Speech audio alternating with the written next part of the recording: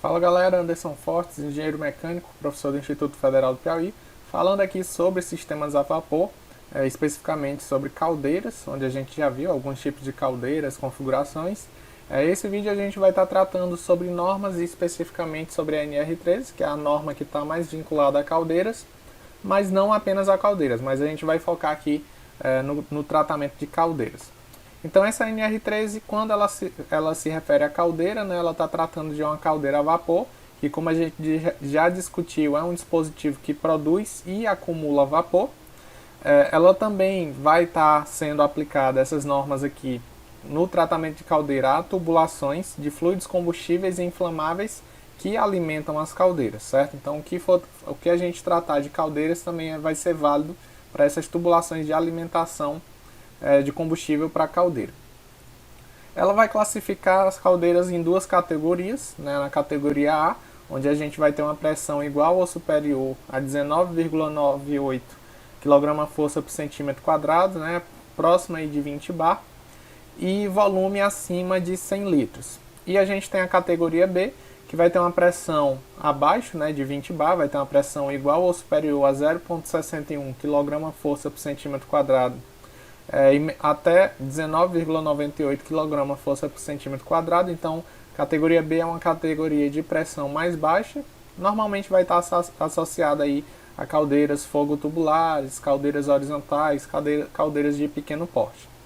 Ela também precisa ter um volume acima de 100 litros e o produto entre a pressão e volume, sendo pressão em quilopascal e volume em metro cúbico, seja acima de 6. Isso é o que vai caracterizar as categorias das caldeiras. Em seguida, a norma vai tratar do que ela chama de risco grave e iminente. E o risco grave e iminente está caracterizado quando? Quando qualquer item da NR13 não está sendo cumprido. E se ele puder, né, no caso, causar algum tipo de acidente ou doença relacionada ao trabalho. Existem aqui, no caso, 5 principais itens, né, que caracterizam risco grave e iminente. E o primeiro deles é o que? É a ausência de dispositivo de segurança na caldeira, como uma válvula de segurança, uma válvula de alívio, ou ainda que haja esse dispositivo, que ele não esteja calibrado, que ele não esteja nas condições de manutenção adequada, que a gente não tem um certificado de que ele de fato está operando numa condição emergencial. Um outro item que caracteriza um risco é atraso de inspeção. Então, se você tem uma inspeção periódica marcada a cada 12 meses, 15, 30, 48, se há um atraso nessa inspeção, isso também caracteriza um risco iminente grave. Se a gente tiver também um bloqueio de um dispositivo de segurança sem uma justificativa técnica, né, sem um laudo, um relatório do profissional habilitado, identificando que esse bloqueio não vai aumentar riscos, etc. Se tiver algum tipo de situação similar, né, um bloqueio do dispositivo de segurança, isso também gera um risco.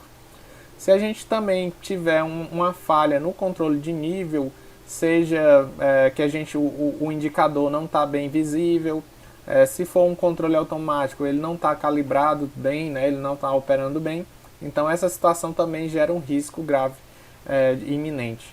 Uma outra condição é ter um operador que não esteja habilitado, então ele não tem o curso, né, de operação de segurança, né, na operação de caldeiras, ou caso ele não seja habilitado, ele também não está sendo acompanhado por um operador qualificado. Então esses são os principais itens que estão associados aí a riscos graves e iminentes na operação de caldeiras.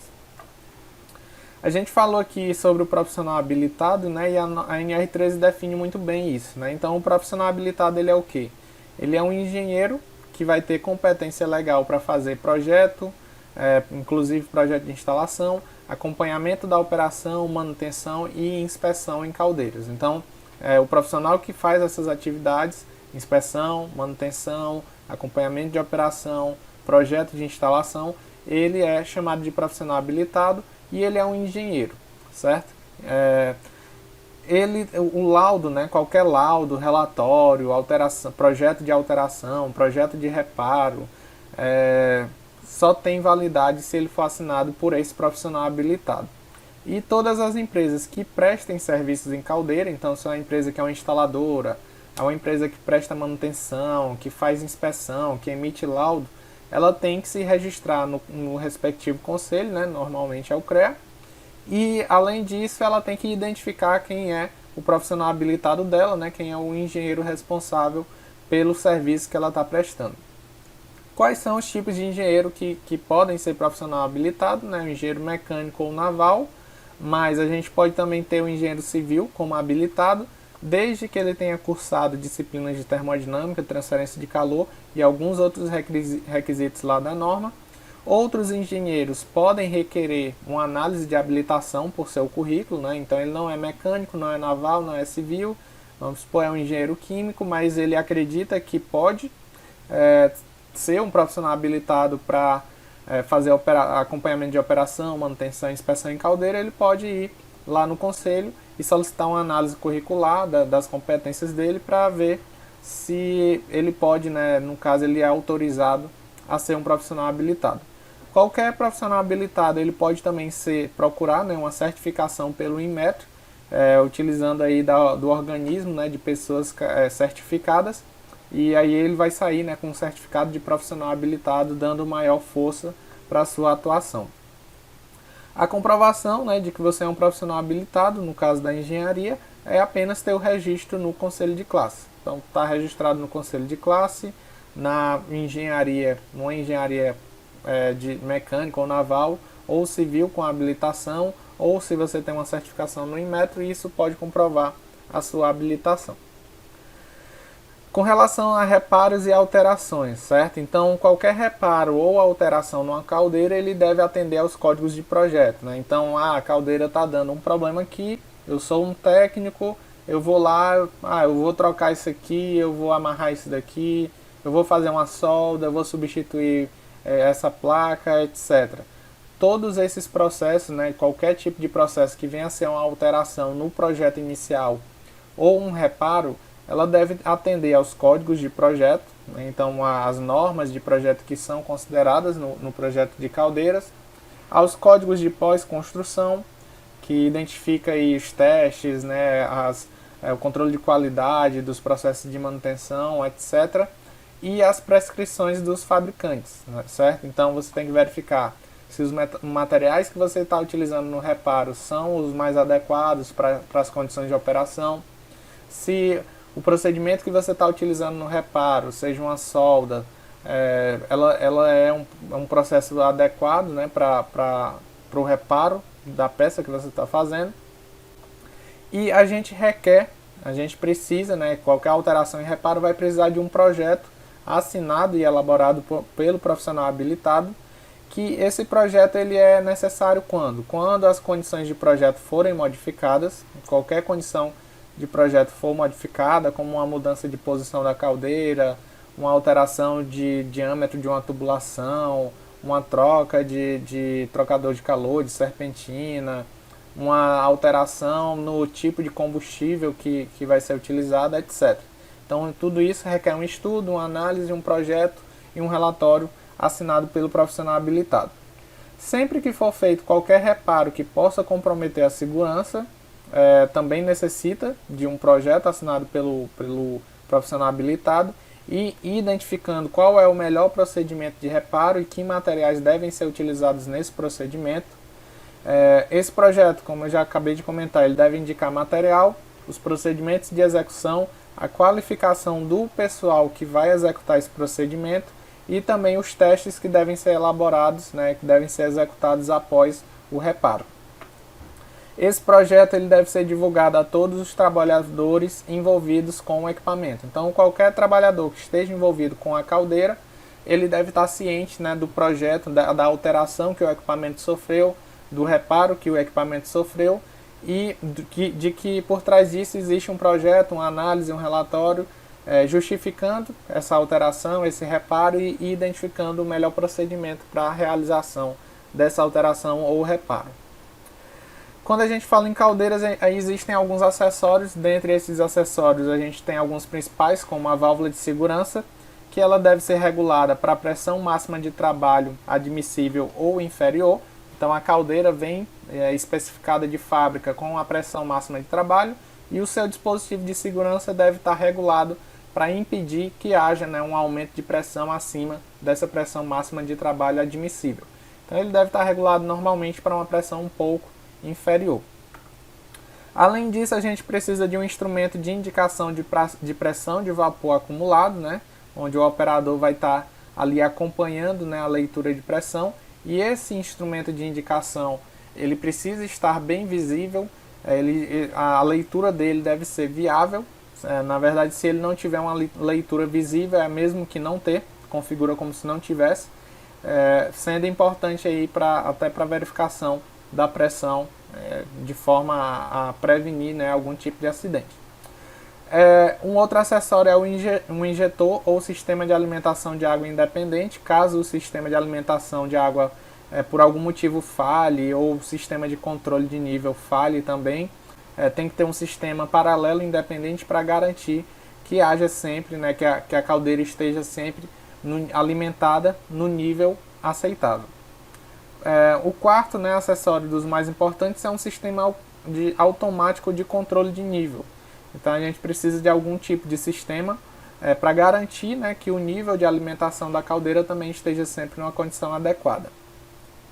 Além desses acessórios, a caldeira tem que ter uma placa de identificação visível e legível, que nessa placa de identificação deve ter no mínimo, né, fabricante, o número de ordem dado pelo fabricante, o ano de fabricação, pressão máxima de trabalho admissível, pressão do teste hidrostático de fabricação, capacidade de produção de vapor, área de superfície de aquecimento e código de projeto e ano de edição. Caso não haja, né, se perdeu essa placa ou não deixou de ser lida, né, o profissional, na verdade o dono, né, do estabelecimento, o dono da caldeira, deve procurar um profissional habilitado para fazer uma nova confecção dessa placa de identificação da caldeira. Normalmente se faz a consulta ao fabricante, ele faz uma reemissão, entrega uma nova placa, né? Mas é importante também ter o acompanhamento do profissional habilitado nesse processo. Um outro aspecto que deve ter também na caldeira, né, é uma identificação tanto da caldeira quanto da sua categoria, né? Então, por exemplo, essa caldeira é a P20, então não sei, algum identificador próprio do estabelecimento, é a A40. E além disso, a gente tem que ter clara a identificação da categoria, se ela é da categoria A ou se é da categoria B. Existe uma documentação, né, além da placa de identificação, existe uma documentação que deve ficar no estabelecimento que mantém a caldeira, que é o prontuário da caldeira, né? Esse prontuário é fornecido inicialmente pelo fabricante, e também, se por algum motivo estiver faltando alguma documentação, deve ser feita uma solicitação ao fabricante. Se você não consegue isso com o fabricante, você deve procurar um profissional habilitado para fazer uma atualização desse prontuário. Nesse prontuário, o que é que tem que estar identificado? Né? O código de projeto, né, os referenciais, as normas que são utilizadas para o projeto, o ano de edição desse código e a especificação dos materiais utilizados na fabricação e montagem de caldeira. Nesse prontuário deve estar identificado todo o procedimento de fabricação, montagem e inspeção da caldeira, a metodologia de definição da pressão máxima de trabalho admissível que o fabricante utilizou, os registros de teste hidrostático de fabricação, então após a fabricação, os testes que foram feitos devem estar registrados aí no prontuário, todos os desenhos e dados necessários para monitoramento da vida útil da caldeira, as características funcionais e a categoria da caldeira. Além disso, a gente precisa que nele estejam identificados todos os dados possíveis dos dispositivos de segurança e o ano de fabricação.